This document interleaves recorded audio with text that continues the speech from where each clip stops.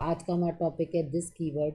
तो हम देखेंगे कि दिस कीवर्ड किस तरीके से हमारा प्रैक्टिकल इम्प्लीमेंटेशन में यूज़ किया जाता है। तो हमने क्या कहा था कि दिस कीवर्ड का यूज़ हम करंट इंस्टेंस वेरिएबल के लिए यूज़ करते हैं। तो चलिए आइए देखते हैं कैसे करंट इंस्टेंस वेरिएबल के लिए यूज़ करते हैं। हमने क्या कहा, class student int roll number string name और फ्लोट फी। अच्छा, इस प्रोग्राम में हमने ये दिखाया है कि बिना बिना दिस कीवर्ड के हम किस तरीके से हमारी एरर जनरेट होगी अगर हम दिस कीवर्ड ना यूज़ करें। तो हमने क्या कहा, एक कंस्ट्रक्टर क्रिएट किया है, student and roll number string N M और फ्लोट फी। ये पैरामीटराइज कंस्ट्रक्टर है।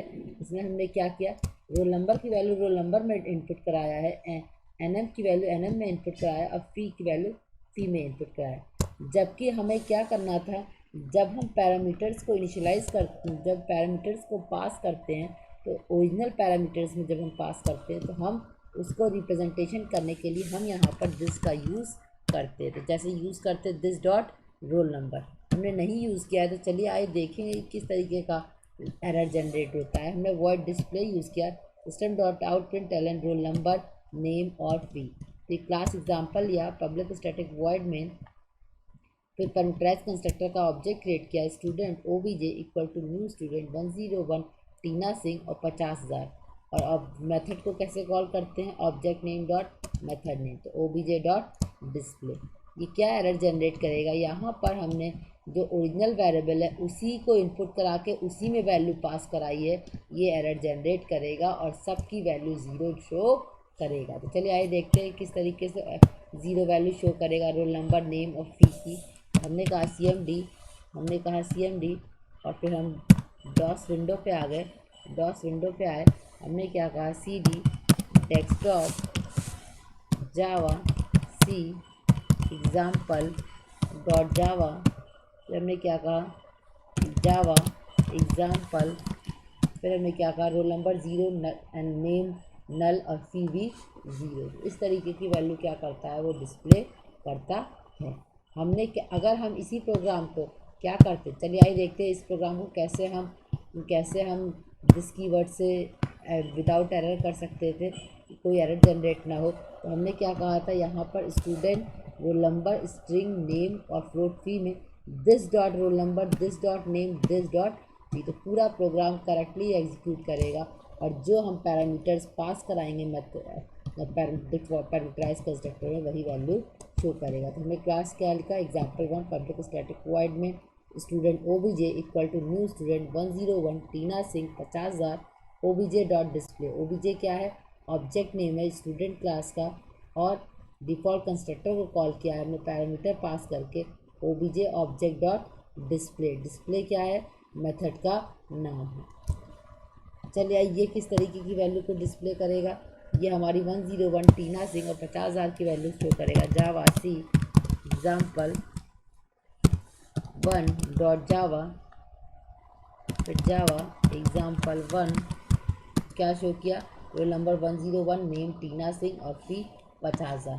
तो हम क्या करते हैं, जब हम कभी ओरिजिनल वेरिएबल यूज़ करेंगे तो हम क्या करेंगे, ओरिजिनल वेरिएबल यूज़ करेंगे तो दिस कीवर्ड का यूज़ करते हैं। इंस्टेंस वेरिएबल के लिए, करंट इंस्टेंस वेरिएबल के लिए दिस कीवर्ड का यूज़ किया जाता है। अगर दिस कीवर्ड का यूज़ करंट इंस्टेंस वेरिएबल के लिए ना यूज़ किया जाए तो वो नल वैल्यू शो करेगा। ठीक, आइए दूसरा प्रोग्राम देखते हैं। हमने क्या कहा था कि, अच्छा अब एक और प्रोग्राम देखते हैं कि अगर हम ओरिजिनल वेरिएबल ना लेके अगर ओरिजिनल वेरिएबल ना लेके कोई और वेरिएबल की डिक्लेरेशन कर देते पैरामीटराइज कंस्ट्रक्टर में, तो भी हमारा वो एग्जीक्यूट सही करता है। तो class student int roll number string name float fee student int R string N float F. हमने वहाँ पर पिछले प्रोग्राम में क्या लिखा था, string R number string N M int R number string N M और फ्लोट फी लिखा था। अब हमने यहाँ पर पैरामीटराइज कंस्ट्रक्टर में कोई और वेरिएबल पास किया है, ओरिजिनल वेरिएबल में अब इनपुट कराएंगे आर की वैल्यू रोल नंबर में, एन की वैल्यू एन एम में, एफ की वैल्यू फी में, तो ये हमारा प्रॉपरली एग्जीक्यूट करेगा। वॉइड एक डिस्प्ले नाम का मेथड क्रिएट किया जो कि रोल नंबर नेम और फी को डिस्प्ले करेगा।